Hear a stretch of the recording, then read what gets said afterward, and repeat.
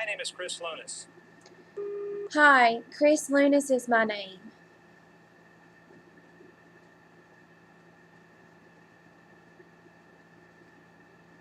Today I'd like to talk about my favorite hobby.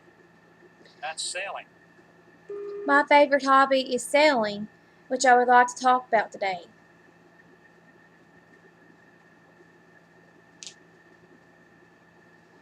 Sailing to me is more than just trying to get from one place to another. Sailing has more qualities than just going to many places to get around.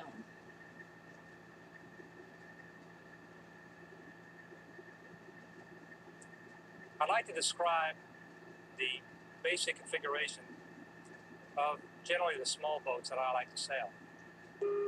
I like to sail small boats. These boats have many basic parts to them. I will describe them now. They're configured as a sloop, which is one mast. Firstly, the sloop has one mast.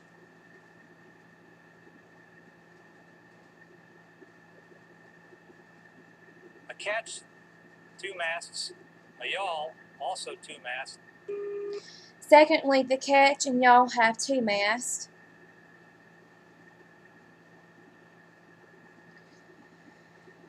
However, the aft mast is behind the steering wheel. But the yawl has an aft mast, which is behind the steering wheel.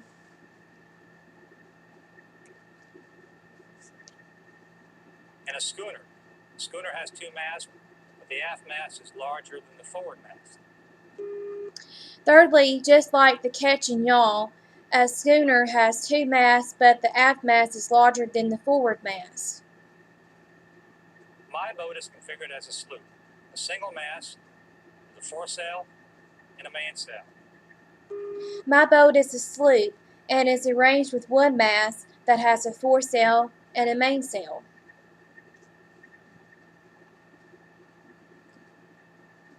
In sailing, it's not always point to point to get from one place to another. There is more to be aware of while sailing. You cannot get to point A to B by chance. One has to be aware of the wind and the direction from which the wind is coming. The wind will be your guide and direct you to the place you want to go. But first, be aware of the wind so you can be able to sail your boat the way you want. In order to get your boat to sail the way you want it to sail, you have to be aware of the wind and aware of how to trim the sails to get the benefit from the wind to move your boat.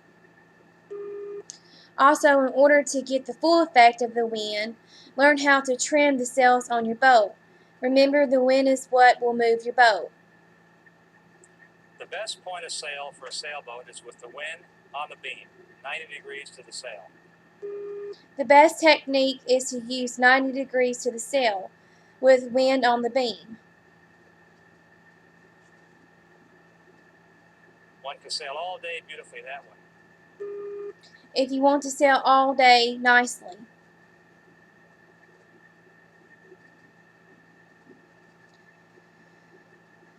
The most difficult way to sail is to get to a point that is upwind. However, the upwind can be a hindrance in sailing.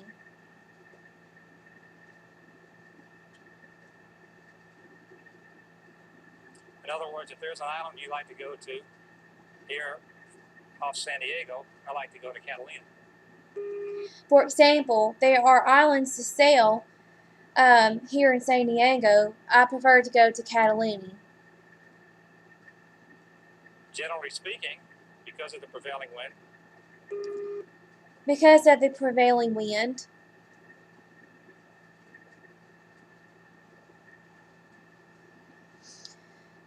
Catalina is directly into the wind from where I want to go. Catalina is in front of the wind.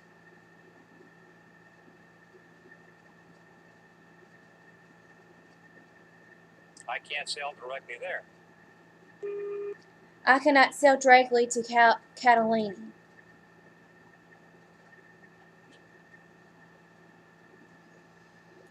So I have to do what's called tacking. Tacking is a method.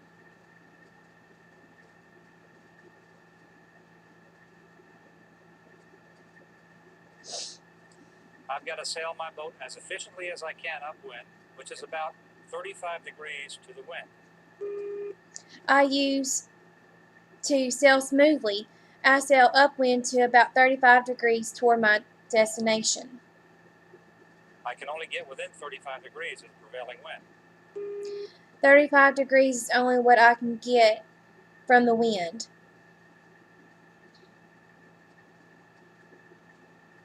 So I'll sail as close as I can, or 35 degrees, on a course for as long as I think necessary. I sail close to 35 degrees.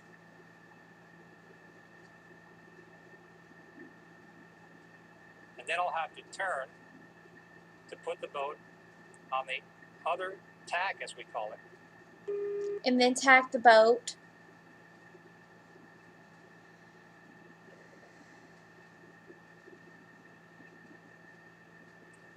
With the wind 35 degrees on the other side of the boat. The wind at 35 degrees as well.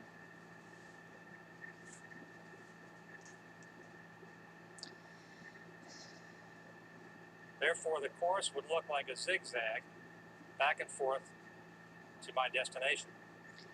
The course I take to Catalina looks like a zigzag back and forth because of tacking. Now, depending upon my skill and the layout of the boat, I can perhaps get there quicker than somebody else. I can reach my destination quicker depending on my sailing skills and layout of my boat.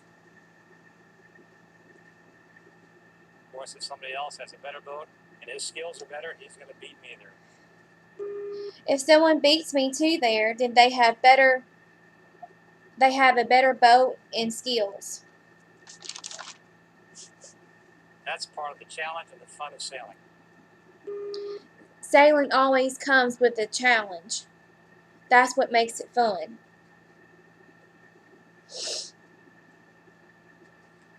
Now, we call that sailing uphill.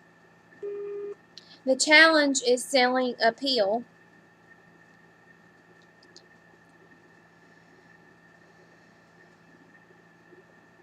Of course, just like everything else, if you go uphill, there's going to be a reward coming downhill.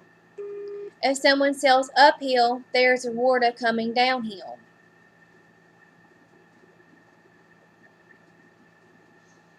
Coming back from Catalina, if the wind is the same, then it's a beautiful run back to San Diego. The run is with the wind at our back. The wind is the same coming back from Catalina, which makes sailing a beautiful run back to San Diego. So I'll put the sails all the way out, gather as much wind as I can, and float effortlessly back to San Diego. Sailing with the wind at our back, or a run, while gathering as much wind while getting the sails out of the way, I can easily float back to San Diego. That's the ideal condition.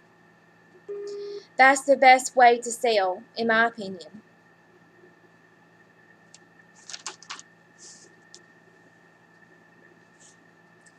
Of course, having skills and being experienced and knowing how to sail enables one to sail in virtually all types of weather. Therefore, knowing how to sail in different types of weather is evidence that one is skillful and experienced. Knowing that how much your boat can handle, how much wind you can handle, knows how to handle their boat and amount of wind,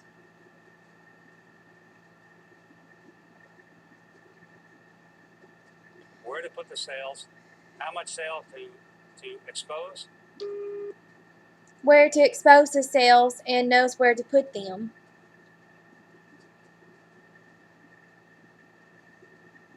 how much sail to take in during heavy weather, Is aware of how much they can do during harsh weather conditions.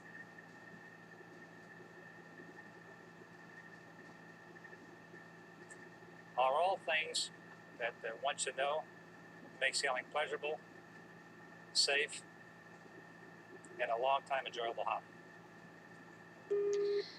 Lastly, all these skills one should know in order to have an enjoyable, pleasurable, safe, and long time hobby.